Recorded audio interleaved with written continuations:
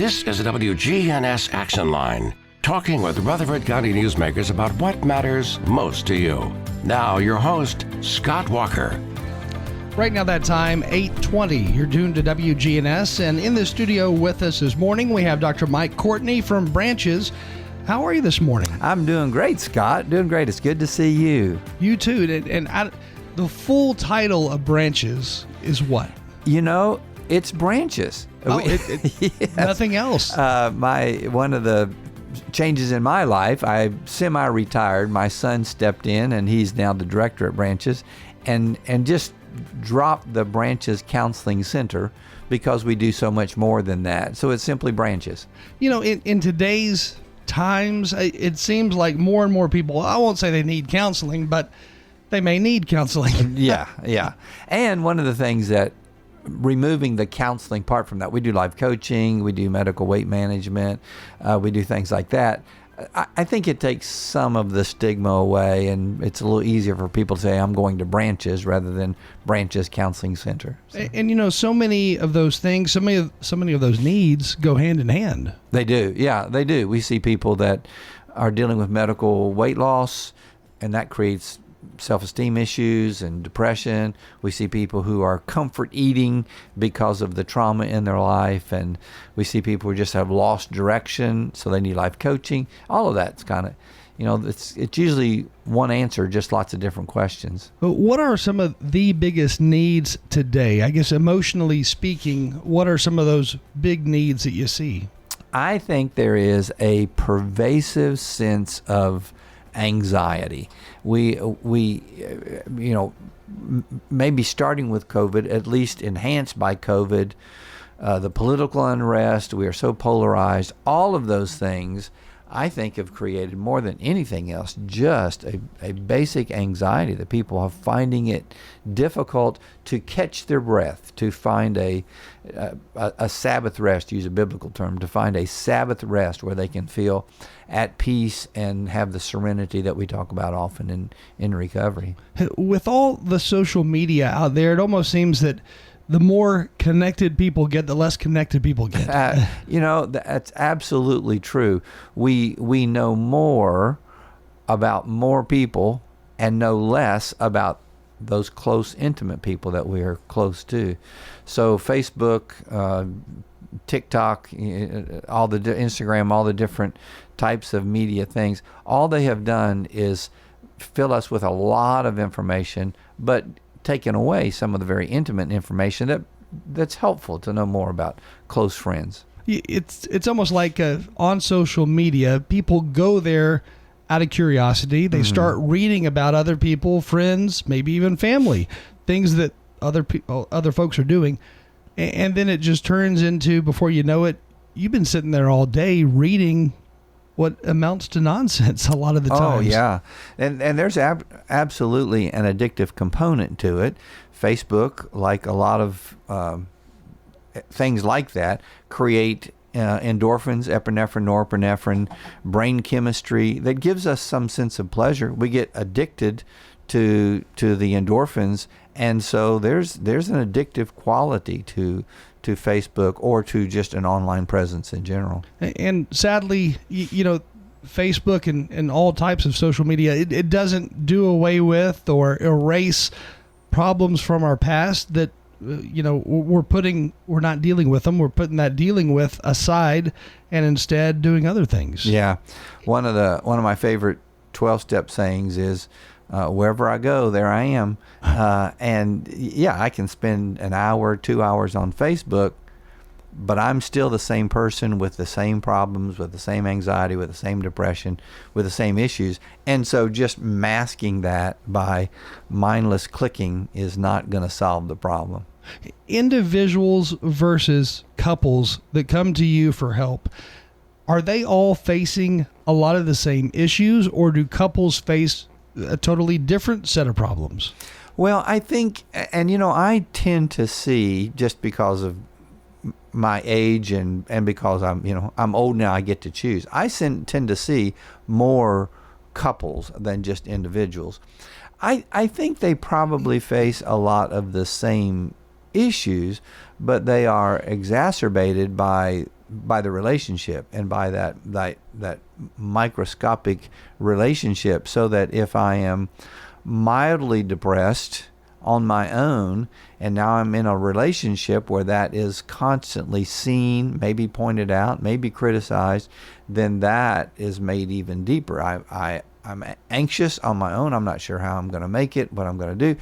Now I'm struggling with also taking care of spouse, maybe children, so it's even deeper. So I think it's probably the same kinds of issues, but it's again exacerbated by the relationship. Now, years and years ago, those who were maybe in their 80s, 90s today, years ago, they would take anxiety, depression, and kind of brush it under the rug and try their best to ignore it. But these days, that's not the case. Yeah, and I don't know that was all bad. That might sound strange coming from a therapist, but I think there is a happy medium. I think that probably my parents, my grandparents struggled with a lot of things that they didn't have to. They could have found help for.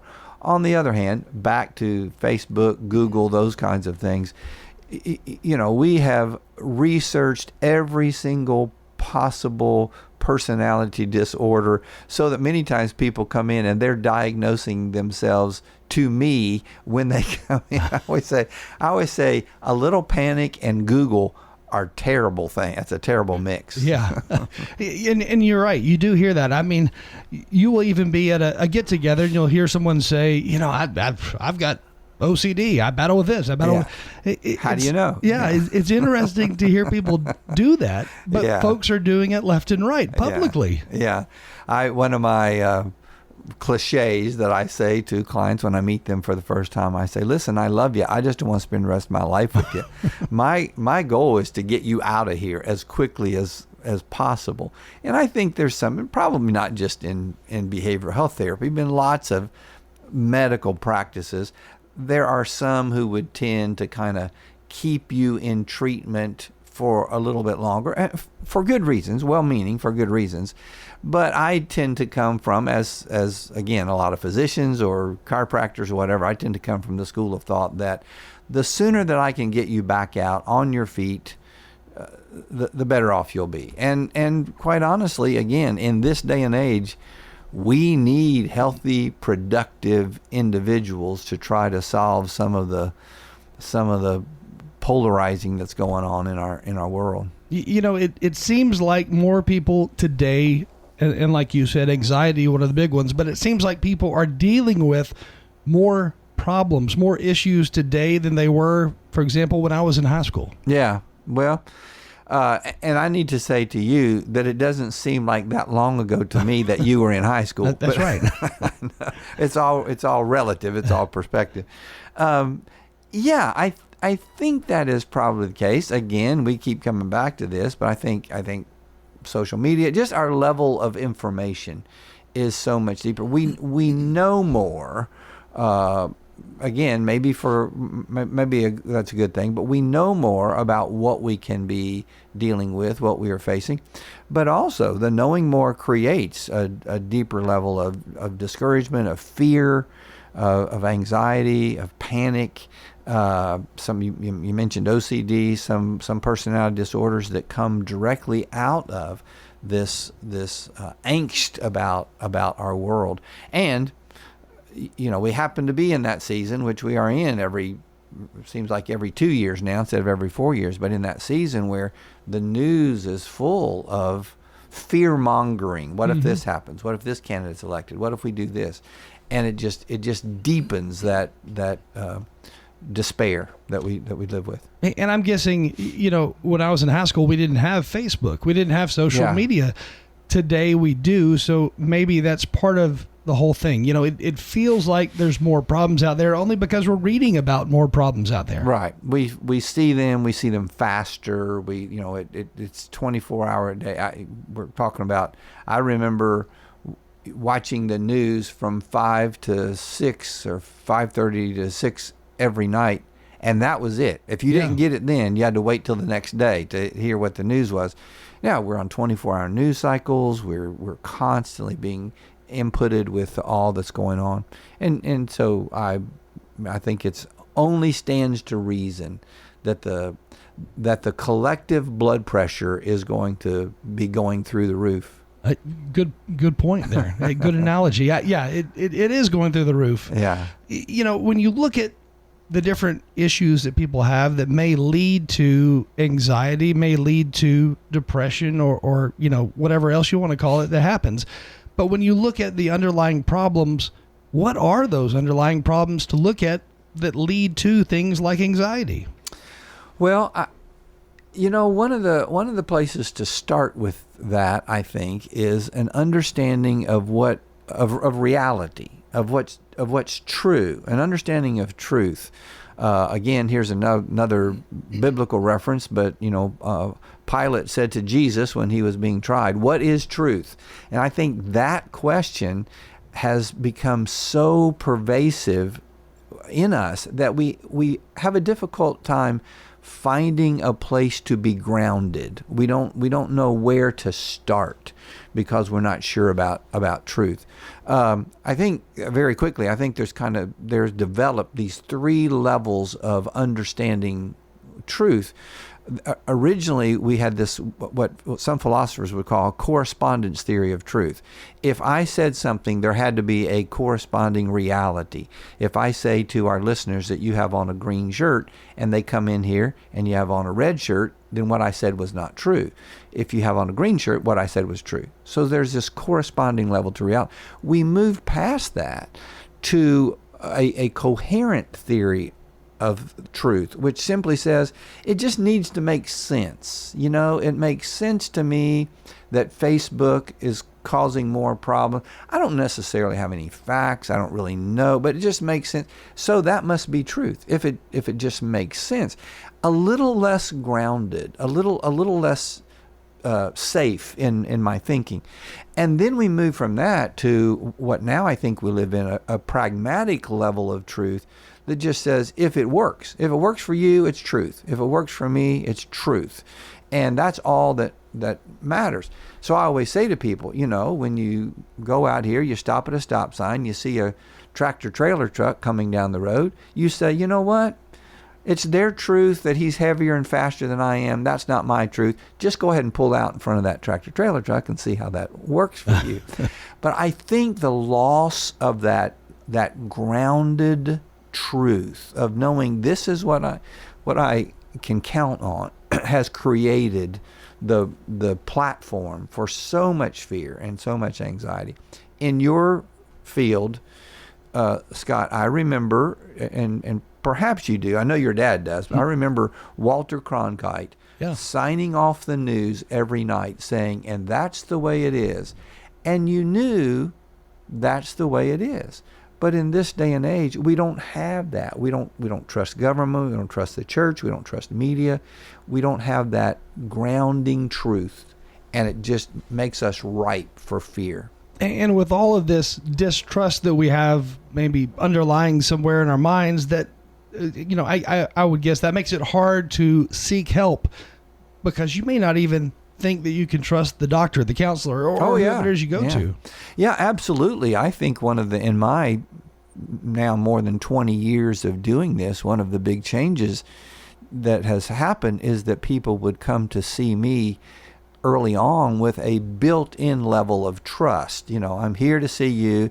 They might not agree with me initially if I say, well, it feels like you're struggling with depression, or it feels like you have some anxiety going on.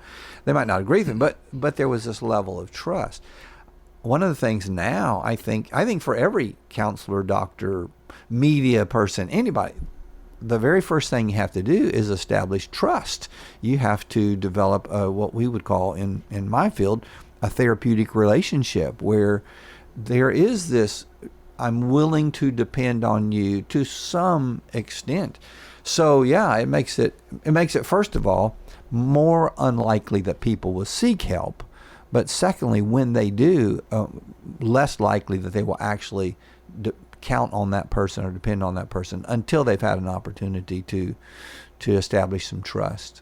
Again, Dr. Mike Courtney with us this morning from branches here in Murfreesboro and multiple locations, in fact. Yes. But when you look at someone with a diagnosis of, let's say, bipolar disorder or schizophrenia or whatever it is, those disorders usually arise or present themselves for the first time, even though you may have always had it, just underlying and never really disturbed. Right. But those problems come from somewhere. In other words, I guess you could go through all your teenage years and then all of a sudden some big traumatic event happens, and then that's when you suddenly have that diagnosis of schizophrenia. Yeah, I think some of the things that we are talking about are generalized emotional struggles, anxiety, fear, even depression, some level of depression, those kinds of things. When we begin to talk about personality disorders, they are deep-seated and settled either in a chemical deficiency. There's something going on in my brain that is not producing enough oxytocin, and I'm not able to relate the way I need to. Or, as you said, trauma, a deep wound, a traumatic event. I often liken it to this. I cut my arm, and I go in, I clean it up as quickly as I can, put some mercurochrome on it. Speaking of old people, I don't know if that even exists anymore. Put that on it, put a Band-Aid on it, and I'm okay. There may have been a few germs that settled down in there that I don't even know. And quite honestly, for a long, long time, they don't impact me at all. But then I get sick, I get weak, my immune system gets a little deficient. Then that flares up to create a difficulty, a wound, and I have to go to the doctor and have it lanced or something. I'm getting far more gross in this. It sounds painful. Than I meant to. I think the same thing is true, that in trauma, there's something that settles down in there, and I may very well learn how to cope with that and live with that for a long, long time. But at some point, something comes up, either a specific event, a specific situation, or just life in general begins to take its toll. And those things begin to rear their ugly head. And as you say, I may have been bipolar for years and years and years, but I coped with it until now. It's finally come to a point where I recognize this is not manageable anymore. Are you seeing more cases of things like bipolar disorder? That's a good question, Scott. I don't know that we are seeing more. I think we're certainly seeing more depression, more anxiety, those kinds of things. I think perhaps this is anecdotal. I'm thinking of stories rather than statistics and facts. But I think that perhaps when we do see them, it seems to be more severe, probably because of some of what we just talked about, a lack of trust or suspicion of help in general. People have waited longer to come. They also are more what we would call, there's more comorbidity, that one diagnosis is now attached to another diagnosis. My marriage is failing. I'm dealing with a drug addiction, and I'm bipolar. And all of those things are connected. I think we tend to see more of that than perhaps years ago. That's a lot of stuff to deal with all at once. Yeah, it really is. And again, not to cast all the blame on social media and that kind of thing, but that is also, I can get pretty good medical advice on Facebook. Yeah, there's a lot of from it. somebody who knows absolutely nothing that they're talking about, but it keeps me for a while from going to see the doctor and getting the help that I really need. And so I think people tend to go longer. They tend to wait. They tend to let stuff build up because they've got other sources.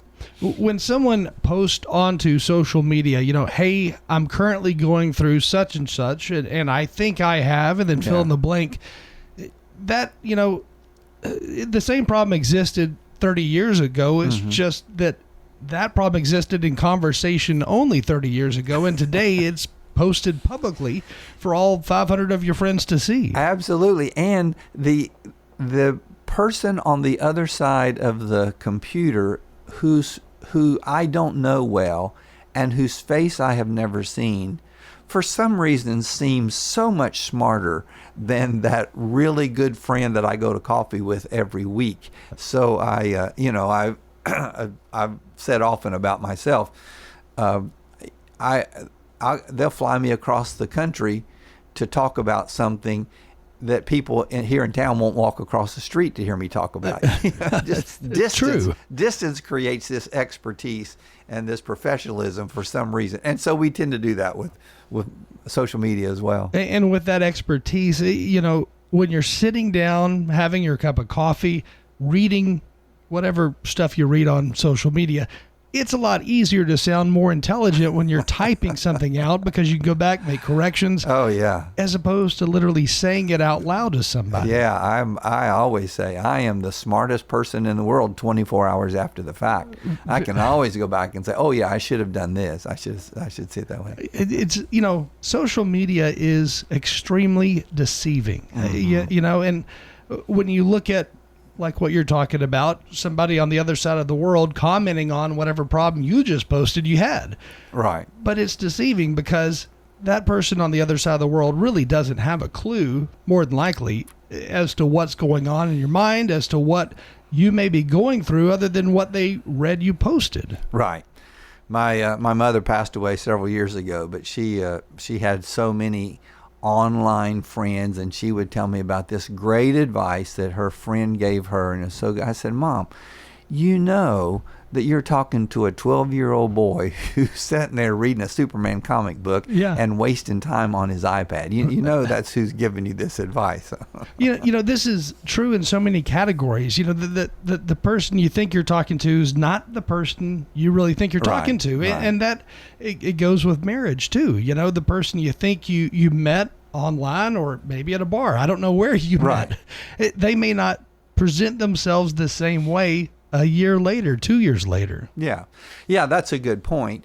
And again, one of the things that the in-person, face-to-face connection can do is it gives us the impetus to work through those things. Yeah. Quite honestly, if there's somebody online that disappoints me, I unfollow them or unfriend them or block them or whatever it is that you do. But when I have that, Scott and I have been going to breakfast once a week for the last 5 years, and now all of a sudden he's disappointing me. Well, I'm motivated to work through that. Let's see if we can't make this better. And that's then doubly true in marriage relationships or those close connections. And what we're talking about here is also true with your group of friends, with your coworkers. Yeah. I mean, it's true in every category. The person who you first meet down the road, they may not prove to be the best worker a couple of months later. Right. Yeah. I love to quote the Bible verse that says, where 2 or 3 are gathered together, somebody's going to be a pain in the neck.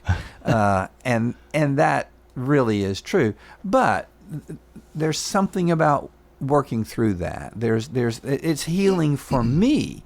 My anxiety, my fear, my depression finds healing when I'm willing to pay the price to stay connected, to work through, to say, hey, you matter enough to me. This relationship matters enough to me. I'm very disappointed in this. Let's figure out a way to get through that. That not only helps the relationship, there's a healing that takes place in me when I do that. Now, when you make that decision, I'm gonna keep you as an employee. I'm gonna continue to be your friend, whatever it is. But when you make that decision and say to that other person, I know maybe you may be struggling in this way or that way, but I'm going to stay right here and help you out any way I can, or I'm going to keep walking with you, so to speak. You talk about that having an impact. How big of an impact does that have on the person who may be going through whatever trouble they're going through? Yeah, to be believed in. I always say everyone wants to know and be known. They want somebody that knows them well enough that they see the value in them, the worth in them when no one else sees it, maybe when they don't even see it in themselves. So I think that is huge. Again, I know we keep circling back, and I don't mean to keep circling back, but you don't have that with Facebook. You don't have that with an online relationship. But that is huge, or you very seldom have it. It is possible, but you very seldom have that. It is huge to have those, and quite honestly, in our life, there's probably not more than 5 or 6, but to have those 5 or 6 people that believe in me enough that they're willing to stick with me and stand beside me in these very, very, very difficult situations. Esther Perel wrote a great book called The State of the Affair, and she said, everyone wants to be the gleam in someone else's eye. And everyone wants to be so valued, so important that somebody, I can see in you that you see that in me. Nothing brings greater healing and wholeness than that, than knowing that there's somebody who sees the good in you. We're going to take a short break, and then we'll be right back. And again, Dr. Mike Courtney with us this morning from Branches. So stay with us. Time right now, 8:46. We're broadcasting out of the Middle Tennessee Electric Studios. Middle Tennessee Electric, serving to make life better since 1936.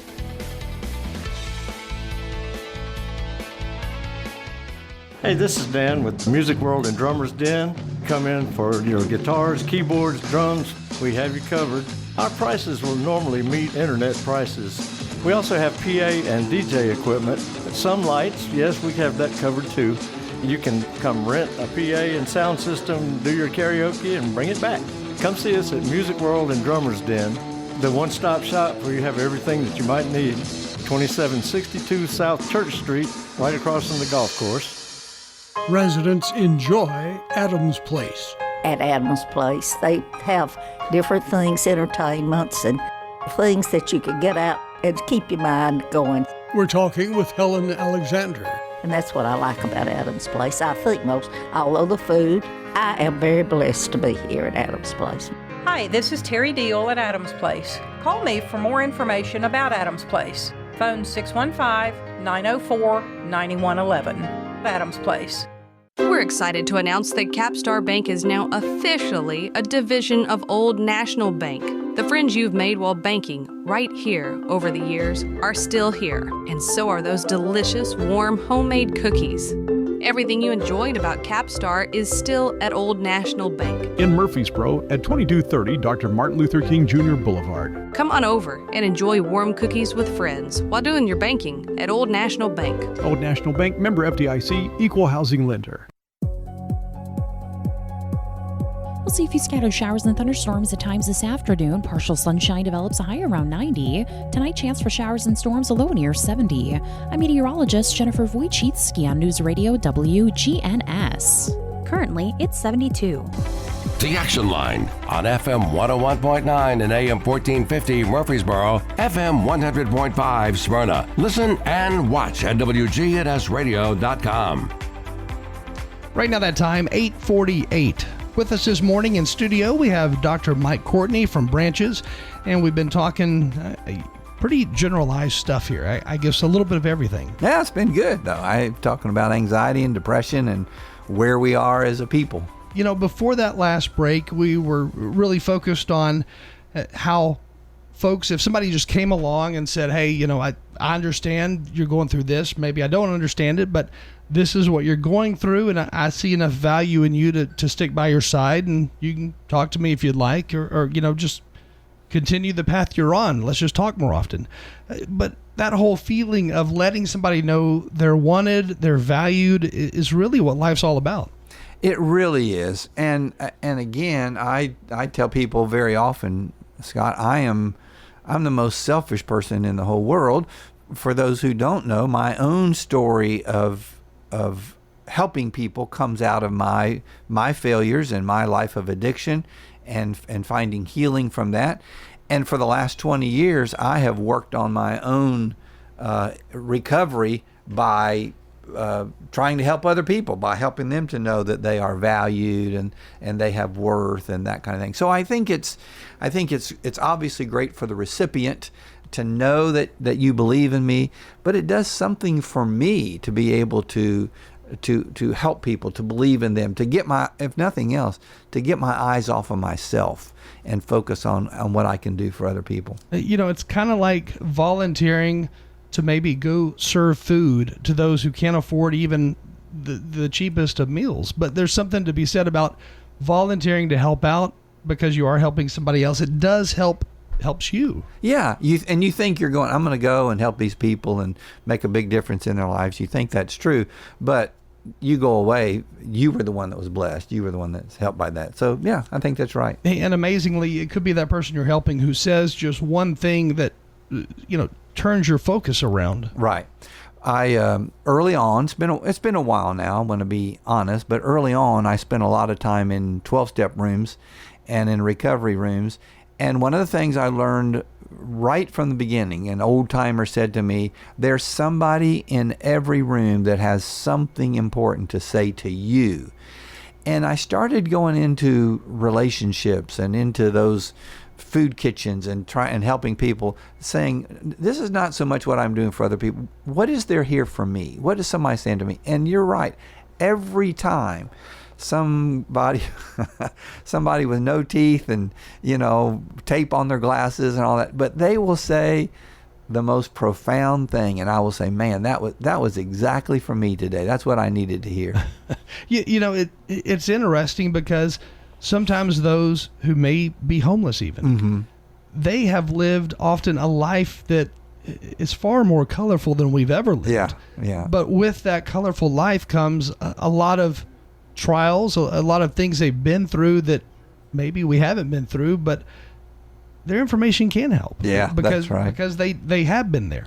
You used to, do you still do this? You used to take amazing pictures of homeless people, and every time I would see them, there was something you were able to capture a depth and even a wisdom in those wrinkled faces that I thought, man, there's always more there than you think if you'll just take the time to look deeply and to listen carefully. Yeah, I still do some of that, but you're right. I mean, there is always something there, something deeper than what we see on the outside. Yeah.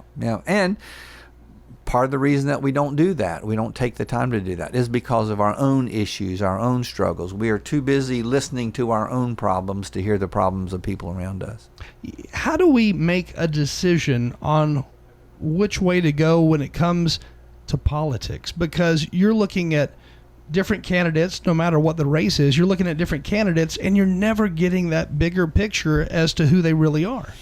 Yeah, I believe that we have become so invested in sound bites and in media appearances and in screen time. We've become so invested in that we do find it hard to go beyond the persona, either the persona that's presented either intentionally or sometimes negatively, that the other side is saying this person.